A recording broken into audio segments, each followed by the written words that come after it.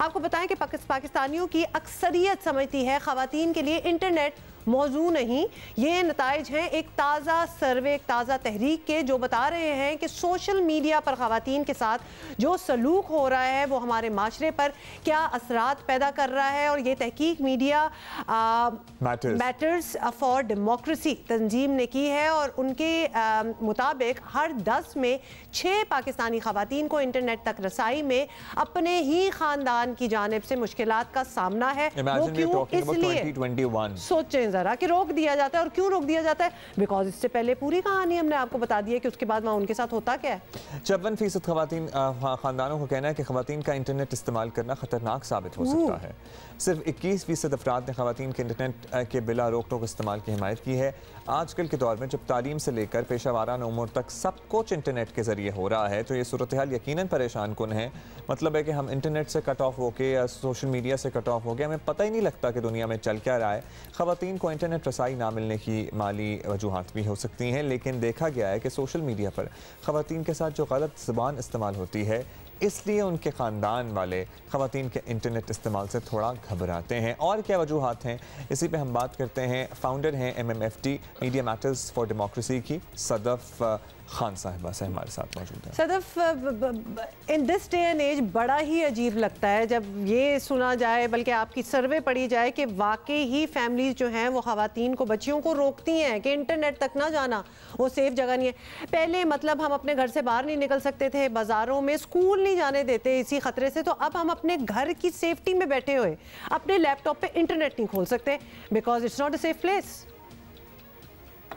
बिल्कुल, I think Covid के अंदर दौरान तो क्योंकि टेक्नोलॉजी पर डिपेंडेंस बहुत ज़्यादा बढ़ गई है तो ये बात बहुत वाज़े हो गई है कि पाकिस्तान में जो ख़वातीन हैं वो इस डिजिटल गैप से बहुत ज़्यादा सफ़र करती हैं। एक चीज़ जो हमारे सर्वे में हमें नज़र आई बड़े वाज़े तौर पर वो ये थी कि जो एम्प्लॉयमेंट की अपॉर्चुनिटीज़ हैं और जो एजुकेशन की अपॉर्चुनिटीज़ हैं वो इंटरनेट कनेक्टिविटी के साथ जुड़ी हुई हैं। अगर इंटरनेट होता है, मोबाइल होता है तो इन अपॉर्चुनिटीज़ से कनेक्ट करने में, एम्प्लॉयमेंट ढूंढने में, मुलाजमत ढूंढने में, इन सब में ख़वातीन को मदद मिलती है। अब ऐसे में जब तालीम और मुलाजमत दोनों ही टेक्नोलॉजी पर डिपेंडेंट हो और उस वक्त आपके घर वाले आपके ऊपर इस किस्म की पाबंदियां लगाएं कि सिर्फ घर वालों से व्हाट्सएप पे आप बात कर सकते हैं, सिर्फ ऑनलाइन क्लासेस ले सकते हैं, जो भी आप करेंगे वो घर वालों से पूछ के बता के इस तरह से करेंगे, तो जाहिर है जो अपॉर्चुनिटीज़ हैं वो भी रिस्ट्रिक्ट होती जाएंगी। और आई थिंक जो इम्पोर्टेंट चीज़ है यहाँ पे वो ये है कि ख़वातीन पाकिस्तान की पॉपुलेशन का तकरीबन आधा हिस्सा है। कभी हम 51% होते थे बट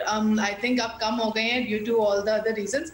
और तो आप ये सोचें कि आपकी आबादी का आधा हिस्सा ना जो इकोनॉमी का धारा है, जो माशी धारा है, उसके अंदर प्रॉपरली कंट्रीब्यूट नहीं कर सकता, क्योंकि जो हमारा माशरा है वो ये इंटरनेट के अनसेफ होने की वजह से बजाय इसके कि उन लोगों के ऊपर नजर रखे और उन लोगों पर बात करे जो स्पेस को अनसेफ बना रहे हैं, जो खवातीन हैं, जो वल्नरेबल हैं ऑलरेडी, उनकी रसाई के ऊपर रिस्ट्रिक्शंस लगाता है। तो आई थिंक ये जो इक्वेशन है और ये जो हमारे आदाद-ओ-शुमार सामने आए हैं रिसर्च से, ये सिर्फ खवातीन के लिए खौफनाक नहीं है बल्कि एज अ माशरा, ये पाकिस्तानी माशरे के लिए, हमारी माशी तरक्की दोनों के लिए ये बहुत ज़्यादा खौफनाक किस्म के। क्या वजूहात? जी, आउट ऑफ क्यूरियोसिटी, जब आप लोगों ने सर्वे किया और फिर ये डिटरमिन हुआ कि वो सेफ प्लेस स्पेस नहीं है फॉर वीमेन, आप लोगों के क्या सवाल थे और आगे से क्या जवाब आते थे? मतलब जो लोग कह रहे हैं कि ये सेफ नहीं है, तो रीजनिंग क्या है उनकी?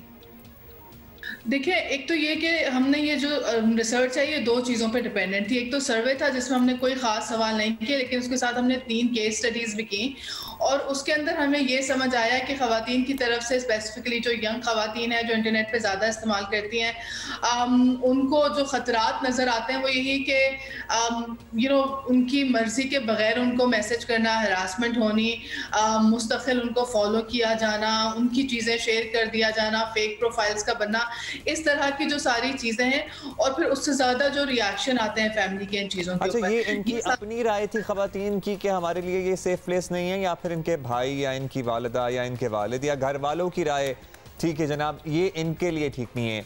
Who is taking this decision for them? Are they themselves taking this decision या फिर उनकी फैमिली उनके लिए ये फैसला कर रही है?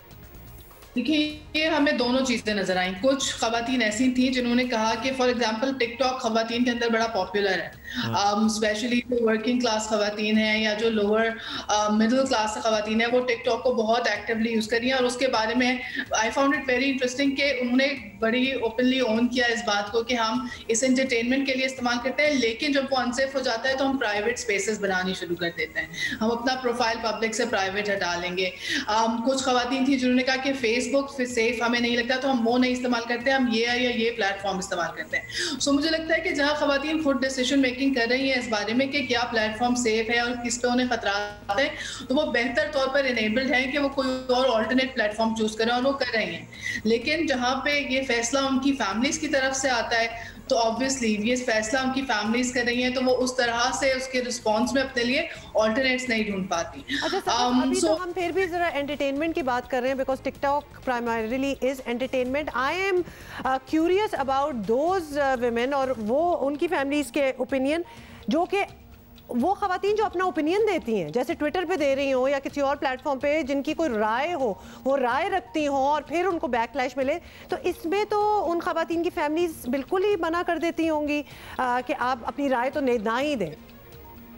डेफिनेटली। सो जिस सर्वे की हम अभी बात कर रहे हैं उसके अंदर हमने ट्विटर को ऐसा नहीं टारगेट किया क्योंकि इसमें जो हमारा बेसिक टारगेट ग्रुप था वो ज़्यादातर मार्जिनलाइज कम्युनिटीज से खवातीन थी।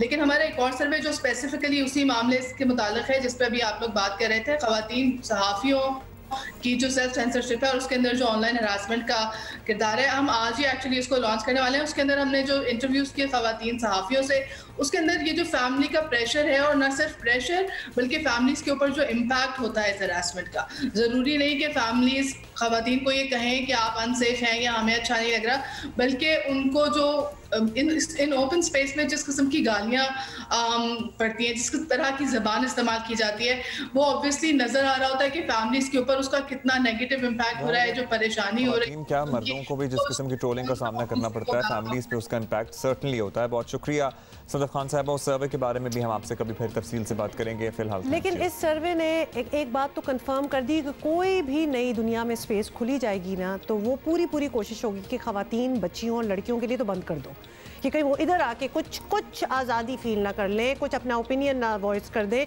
कोई एंटरटेन ना हो जाए। जल्दी से उस जगह को इतना गंदा कर दो कि वहाँ कोई बच्ची ना जा सके। And this is what is happening with social media, internet as well, क्योंकि इस सर्वे में पता चल गया वो इतना गंद मचाएंगे कि फैमिलीज आ जाएंगी कि तुमने तो इंटरनेट पे बैठना ही नहीं है।